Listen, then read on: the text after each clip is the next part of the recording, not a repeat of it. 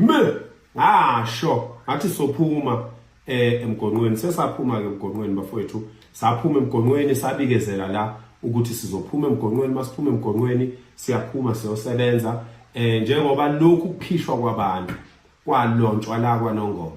Sibuyela ke eZululand sizoqala phansi umshikashiko omuva 31 July.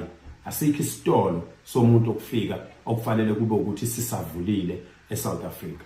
Asifuni ukuba ingxenye yengxabano, asifuni ukuba ingxenye yokulinyazwa kwabantu, asifuni ukuba ingxenye yokwethukwa ngamagama esithukwa ngawo kuthiwa tribalistic, kuthiwa xenophobic, kuthiwa ngamabhabha sibarbaric.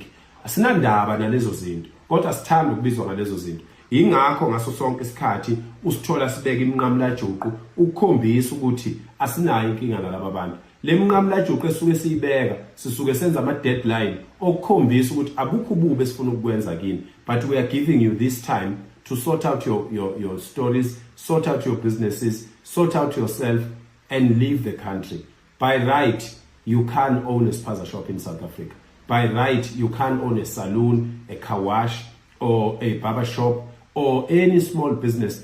Those businesses, those small and medium businesses are reserved for South Africans. It is a law in South Africa. Asifuni ukuthi sithi sikhuluma kahle nabantu bese qhamuka umuntu wase South Africa afuna ukuzophambana nathi. Ngoba leyo nto asizukuyimela. Kusasa siqala olundi ekseni.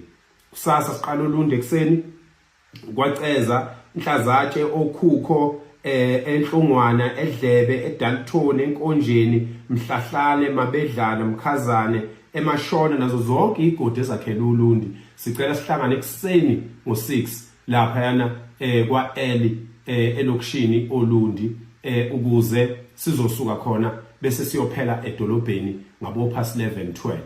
Masuka lapho ngo1 kuhlanganwe police station kwaNongoma. Kuhlanganwa ngo1 police station kwaNongoma, siyahamba sidabule edolobheni siyongena emhlanganweni egroundini kwaLindizwe. Siyonikeza umhlahlandlela ukuthi kusuka manje kuyaphambili kwenzakalayo.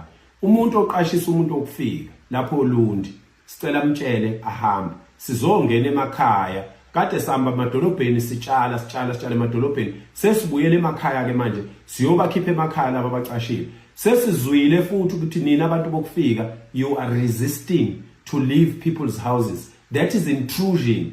That is invading. Okusho ukuthi nina kahlehle lento engangisho ukuthi laba abantu bazodlizwe ngonyaka ophelile ngoDecember 2025. Lento engayisho ngo2014 ukuthi indaba yabantu bokufika ibhekwe bazodla izwe.